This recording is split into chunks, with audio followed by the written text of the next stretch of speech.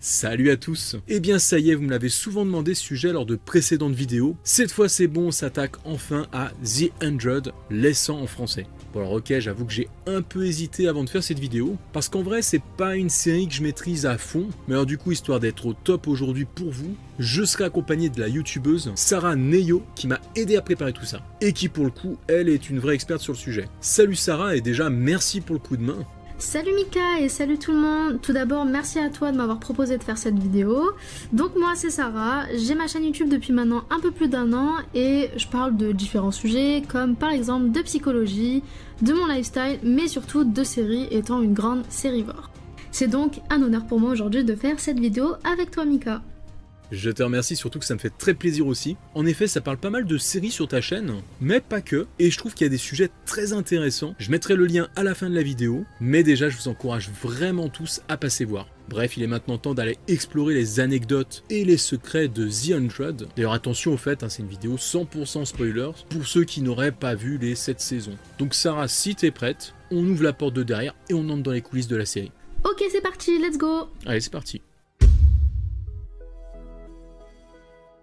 Si la série The 100 est lancée en 2014, et qu'a priori on pourrait penser qu'elle est inspirée des romans éponymes écrits par Case Morgan, comme on l'a souvent vu avec des adaptations sur d'autres shows, ici en réalité la série a été créée en même temps que les livres. D'ailleurs le tournage de la première saison avait même commencé avant la parution du premier roman. Et pour cause, c'est Alloy Entertainment, éditeur et société de production de Warner Bros, qui a décidé de donner naissance au projet de cette franchise de science-fiction, en lançant à la fois en parallèle des romans et une série. Ainsi, l'écriture des livres fut confiée à Case Morgan, alors que pendant ce temps, c'est Jason Rothenberg qui eut pour mission de développer une série télé. Bon alors le problème c'est que vu qu'ils ne se sont pas forcément concertés, en partant de cette même histoire de départ, on retrouve pourtant de nombreuses différences entre les deux médias. D'ailleurs, selon le showrunner, lors du récap de la série, celle-ci devait à la base avoir une orientation plus légère, mettant en avant la bienveillance, et c'est Mark Pedovich, le président de CW, qui aurait souvent au fil des saisons poussé pour rendre le récit plus dark. Nous avons commencé à essayer de faire un show de personnes lumineuses, brillantes et belles. Puis nous avons été influencés par Mark Pedovich, qui me disait continuellement que cela pouvait être bien plus sombre. Donc vous l'avez compris, plus sombre, ça veut dire plus de coups tordus de la part de certains personnages, mais surtout plus de morts. Alors du coup, de la mort de combien de personnages le président de CW a-t-il été responsable en fin de compte? Ça reste un mystère, chacun peut se faire son idée.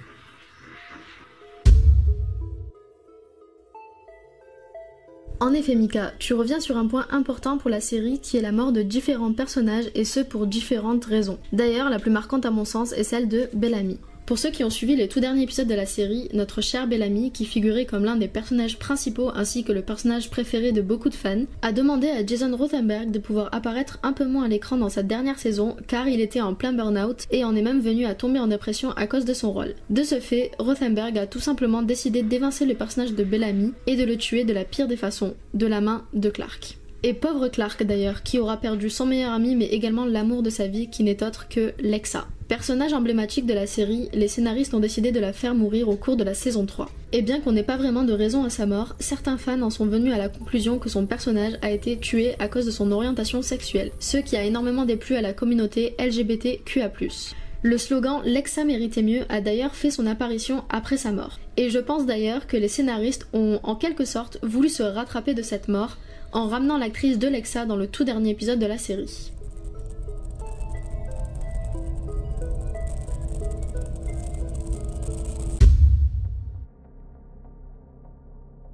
Malgré toutes ces histoires qu'il y a pu y avoir sur le tournage, dans l'ensemble ça s'est quand même bien marré, il y a pas mal de bêtisiers, bloopers sur le net, dont je vous mettrai quelques liens en description si vous voulez passer voir. Mais avec le tournage de pas mal de scènes d'action risquées, apparemment il y a aussi eu pas mal d'accidents. Bon, faut dire qu'ils aiment bien jouer avec le feu.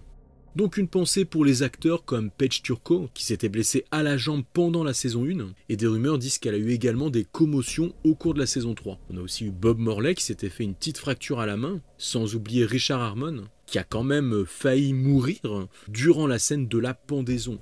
Il raconte lors d'une conversation qu'il s'était cogné et était un peu KO. Bon, heureusement pour le premier épisode de la saison 3, celui avec la panthère, là il n'y a pas eu de problème, et heureusement parce que c'était une vraie panthère sur le plateau de tournage. mais c'était la doublure d'Elisa Taylor qui lui faisait face, tandis que l'actrice, elle, s'était retrouvée face à une fausse panthère. Voilà, c'est quand même un peu plus safe. D'ailleurs, une pensée aussi pour les doubleurs cascades, qui ont toujours été en première ligne et n'ont pas hésité à prendre des risques pour assurer le show. Chez nos acteurs préférés, on retrouve plusieurs polémiques qui ont éclaté ces dernières années, comme par exemple l'accusation de l'ex-femme de Bob Marley, Arin Zek, qui aurait publié sur Twitter un long texte expliquant que l'acteur l'aurait harcelé, violenté et trompé avec Elisa Taylor. Elle aurait dit « Bob m'a abusé émotionnellement et verbalement, je ne peux pas compter le nombre de fois où il m'a crié dessus ». Bob et Elisa, nos deux jeunes mariés, ont donc donné leur version des faits en expliquant que tout cela était faux et qu'ils se seraient mis ensemble après la séparation de Bob et Arin. Quant à Elisa, elle s'est exprimée sur Instagram pour prendre la défense de son mari. Nous avons notre foyer et nous sommes désormais heureux en mariage. Il est gentil, aimant et sensible. Parfois il me connaît mieux que moi-même et vice versa. Le fait d'avoir une amitié de 10 ans derrière nous rend notre relation plus forte chaque jour qui passe. On retrouve également une autre accusation chez les acteurs de The 100 et cette fois-ci il s'agit de Henry Ian Kersik, qui aurait été accusé de harcèlement en 2009 par une employée de la chaîne ABC. Cette dernière aurait déclaré que Henry lui aurait fait des avances mal placées, des baisers volés ou encore des attouchements sur le tournage de la série. Elle s'est néanmoins fait renvoyer après en avoir parlé à ses supérieurs en 2007 et a décidé par la suite de porter plainte contre l'acteur, la chaîne ABC ainsi que la production de la série. On se rappelle également de Ricky Whittle et son petit accrochage avec Jason Rothenberg qui, rappelons-le, est le créateur de la série. En effet, la mère de Ricky a dénoncé sur les réseaux sociaux la façon dont son fils aurait été traité sur le tournage par Jason Rothenberg.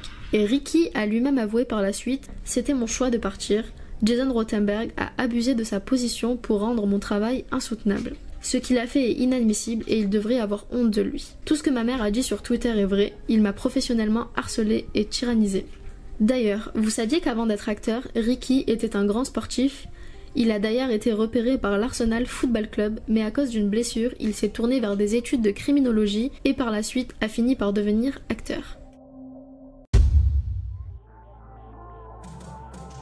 Allez, maintenant, petit voyage que j'aime bien faire, celui dans les décors, les lieux de tournage utilisés pour la série. Cette dernière nous gratifie de pas mal de décors naturels en plus, et donc tout s'est passé principalement du côté de Vancouver et ses alentours, notamment dans la Lower Seymour Conservation Reserve. Avec ses grandes forêts, ses paysages à la fois montagneux, parfois des prairies, c'était le genre de terrain de jeu idéal. D'ailleurs un lieu naturel qui doit se prêter à la SF, vu qu'il a servi entre autres pour le dernier Star Trek.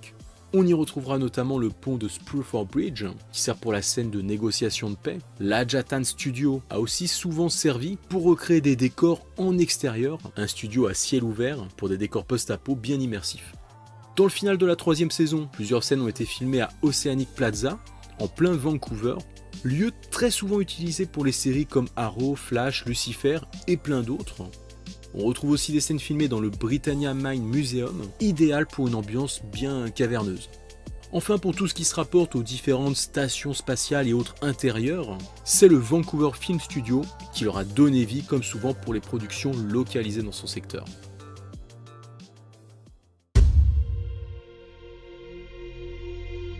Comme souvent dans les séries de science-fiction, The 100 n'hésite pas à rendre hommage et à faire des clins d'œil, avec des références du genre donner des noms d'auteurs célèbres de science-fiction à nos personnages, ou encore des scènes tirées de séries et de films, comme Lost avec la scène où Kane se retrouve jeté en prison, ou encore la scène où Maggie demande à Clark si elle va faire des rêves, qui est une référence directe au film Alien. Will we dream? I don't know. But if we do, I'll see you in mine. Can I dream? Yes, honey. I think we both can. On retrouve également des références cette fois-ci de BO de films avec l'exorcisme lors de la saison 3 pendant l'épisode où Raven se fait posséder par Ali.